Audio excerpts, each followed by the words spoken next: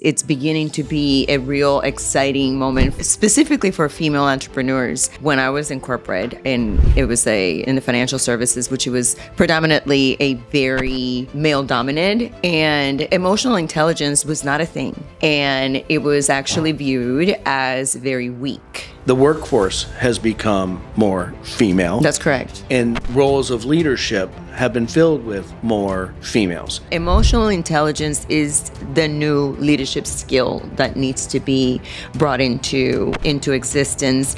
And for the audience to recognize that it's an attribute to your core values.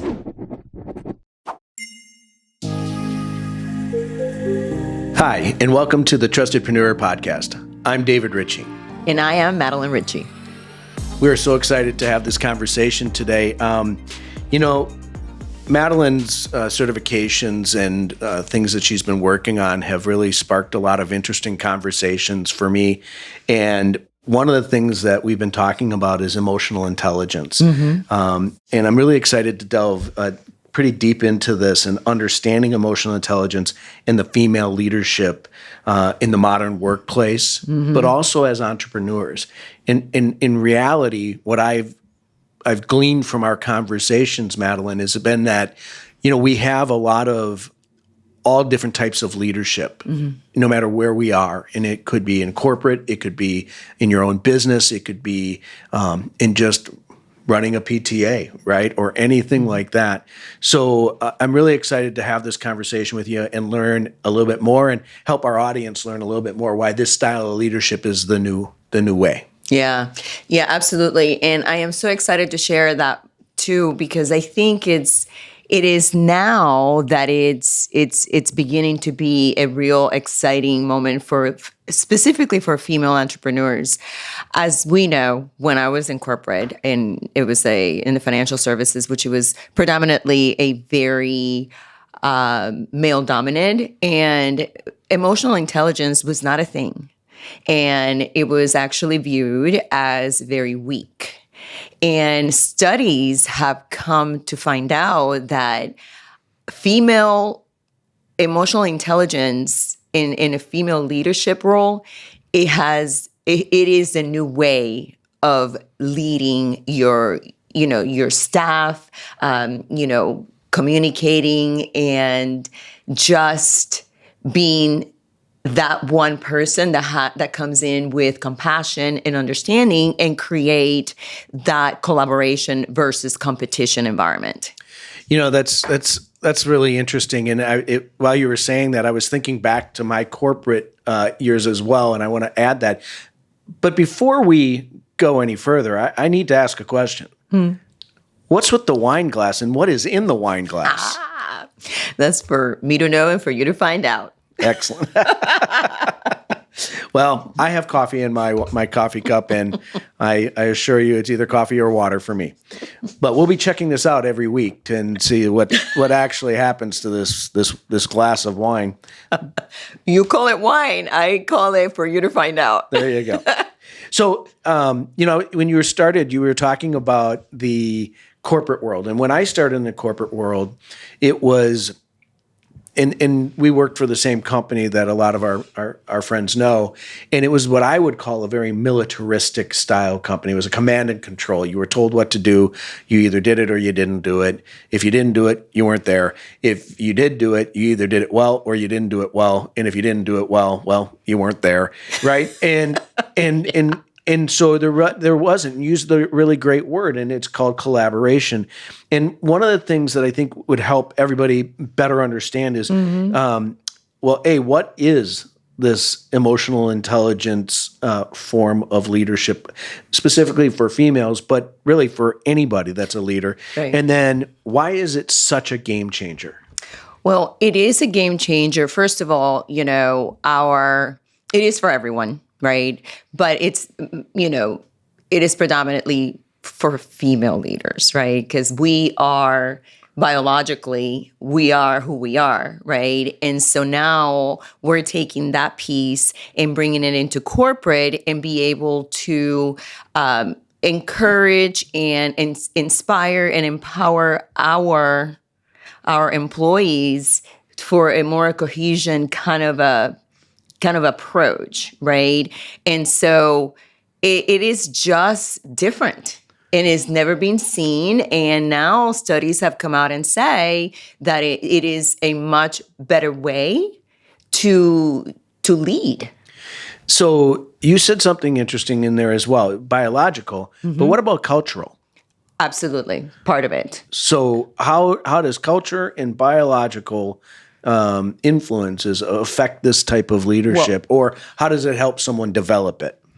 From a biological standpoint, women are always open for collaboration. Okay. Okay. And from a cultural standpoint, in the industry, as you know, in the corporate America, collaboration was never a thing back then, right? Collaboration, it was more the corner office, the boldness, I have to act like a male in order to be heard and seen, right? And that's no longer that was not, and really clawing your way up, to of the ladder, and now that's not necessary, right? It's from a cultural standpoint, that's a huge pivot, and so now. Between culturally and biologically, we can bring in that collaboration, we can bring in that adaptability and help our staff transition through tough times in any corporation. So I can see that because, the population has become and has become more female. The workforce has become more female. That's correct. And roles of leadership have been filled with more females, which is exciting because I do agree with you on the standpoint of the collaborative style. And you just said, and I think this is where you were headed, or maybe this is where I thought you were headed. So in times of crisis or upheaval, how is this style better than maybe that autocratic style? Well, it creates adaptability. Again, it creates trust, right? It creates trust. It's an approach that helps guide teams in a much more confident way. Empathetic. It's a touch, right? Compassionate. Because it's different now. In the workplace, it's not like it used to be. You have a lot of anxiety with this younger generation, right? So you have to lead differently. Imagine at the time when we were in corporate America, right? And that style of leadership was to transcend right now. What do you think it would happen? Well, they wouldn't last, right? Because people are looking for a different level of leadership. But I think that back in that day, that this type of leadership style would have been looked at as weak, right? Yeah, for sure. And so where I think it's interesting is, you keep saying that it's the empathy and collaborative. These are really powerful words in not only corporate, but they're powerful words when you're building a business on your own and you're building a brand new team. And I know that we've been talking a little bit or mostly about the corporate, the person moving up into leadership roles and how this leadership style will help define them and help them be more successful. But can you take a moment and discuss how from a new or an entrepreneur's perspective, because again, a lot of entrepreneurs run it. It's my way. It's my business. And a lot of times that does not come out to be successful. And I think I have a story that will come from that, but can you tell me or walk us through that a little bit? Well, yes. It's no different. Leadership is leadership. Right? Whether you are a business owner, whether you are a community leader, whether you are in politics, whether you are in corporate, the same principles apply, right? You have to be inclusive, Diversity plays a big role. You have a lot of different cultures out there trying to come into the workforce, and regardless of what they're doing, doesn't matter. Empathy, diversity, collaboration applies in every single one of those roles. Gotcha. So, would you agree? Absolutely, I would. Yeah. And I think that, I had this conversation with a friend of mine the other day, not about emotional intelligence, about leadership styles from back in, sadly, may I say, the 80s and the 90s. I wasn't there at the time. I know you weren't, but I was. And to today, and really from the standpoint of when you worked in corporate versus when you worked in, and you built your own business and you're more entrepreneurial. And he's a very successful person, and he said none of that would work because nobody would want to work for you in your business that way. Yeah. And I think it's interesting because we came from, if you think about it historically, how that style became what it was. And this is really a breath of fresh air. And I think that maybe what would be helpful is, are there processes that you have come up with, or if you were working with a client, whether corporate or entrepreneur, some steps that you would have them take, or processes or practices that you would have them follow to help them develop this style? Because this is a style that would need to be developed, as in all leadership styles. Yeah, and there are steps, right? But first and foremost, I would do a strength finder and understand what are my strengths, because that is key to be able to understand who you are as a leader. Number one, right? Yeah. So Strength Finders is it's a place that you can go and do an assessment and see, understanding your staff as well. The culture of the company, it's another thing when you're interviewing. What are your core values, right? And how do they align with your style of leadership? That is so key, right? And I do have actually a mindset dimension report that I can use to assess that kind. Where are my values, right? Where is my belief system? How do I align those to what I want to accomplish and how I want to, moving forward, use emotional intelligence to be able to navigate myself through either corporate, entrepreneurship, whatever it is that you're doing, right? I think that we often overlook what is it that we stand for. And when we don't focus on those things, they don't align with how we want to, to collaborate with our teams. That's really interesting, Madeline, and I thank you for that. And I think while you were speaking, I was kind of thinking about the word emotional intelligence. And when people think about that, they're thinking intelligence, right? They hear the word intelligence. Yeah. And then when you really look at it, emotional intelligence, it's just a different way of utilizing innate skills that are within all of us. That's why I want everybody to understand, it's not just male, female. It's not just female. It's male and female leaders that we have this in us, and it's just it's bringing awareness to it. And I have not heard a lot of people speaking on this topic, and I should have started with this, and I apologize that I didn't. You recently, or you will be recently, wrote, and now in the next couple of weeks, you're going to be published an article in the Business Journal and within the Business Journal Leadership Trust. So first, congratulations on that. That is Thank you. Extremely exciting. But in that article, is there anything that you pulled that you haven't told us today that they would see in that article?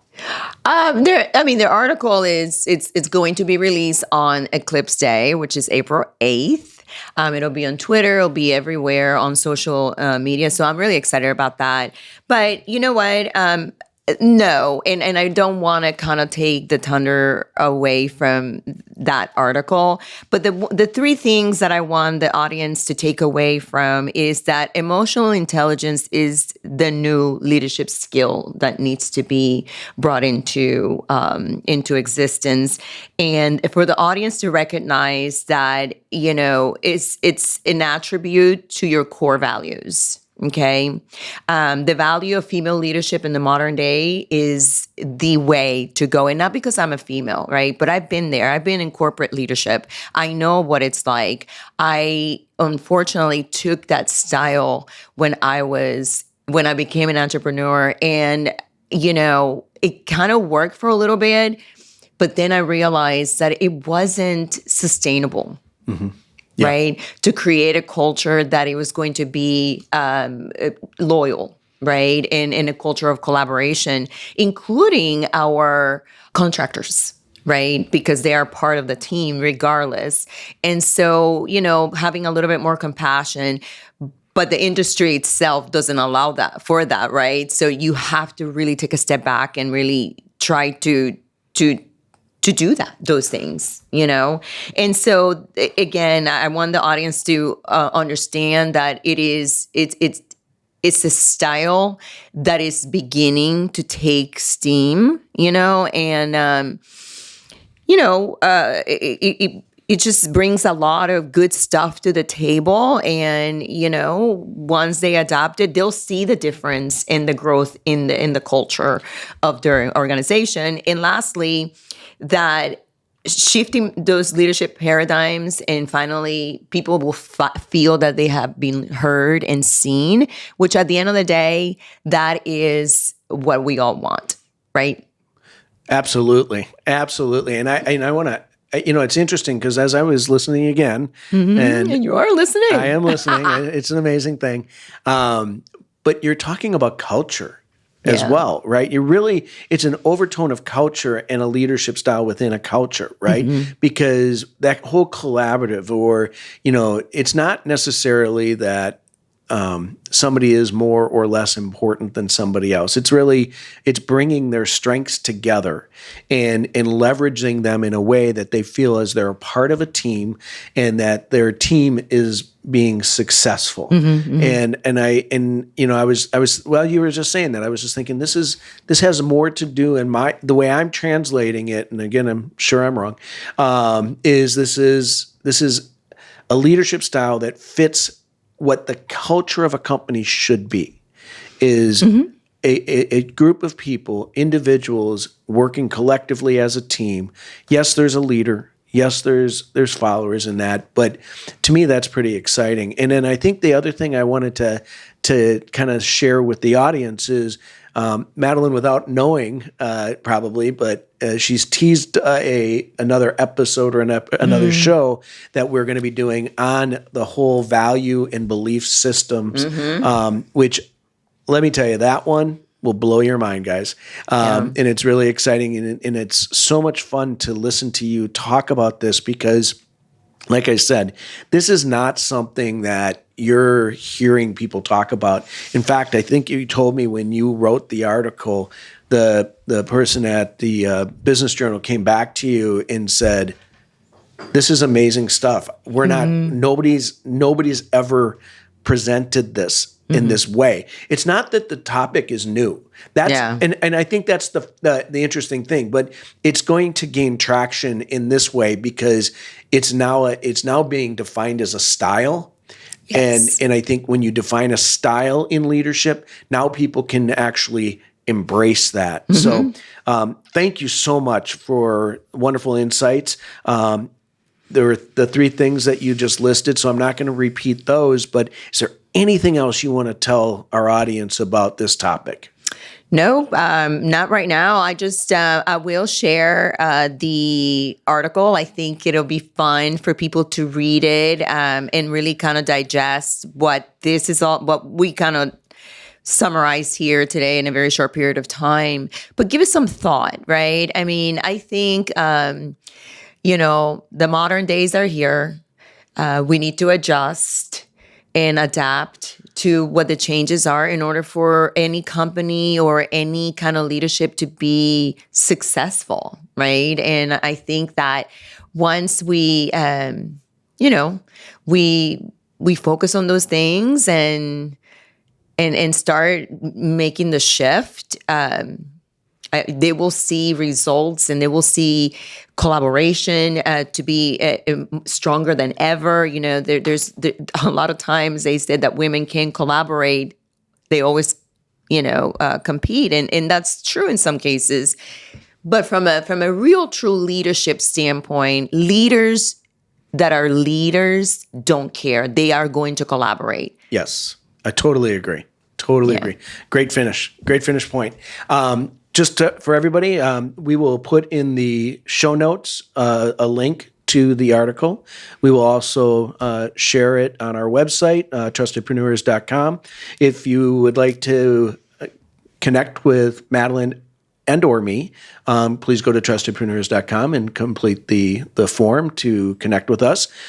If you enjoyed this show, I would ask that you subscribe. And if you know people that might benefit from some of the content that we're presenting, I would ask you to refer us. That is the greatest compliment to us. And until next time, we thank you, and we are your Trustedpreneurs.